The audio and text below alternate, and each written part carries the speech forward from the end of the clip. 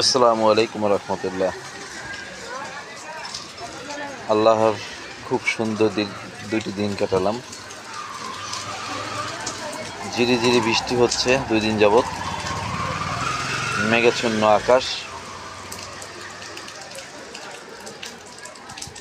যারা আমরা hand to mouth দিন মজুর কাজ করি,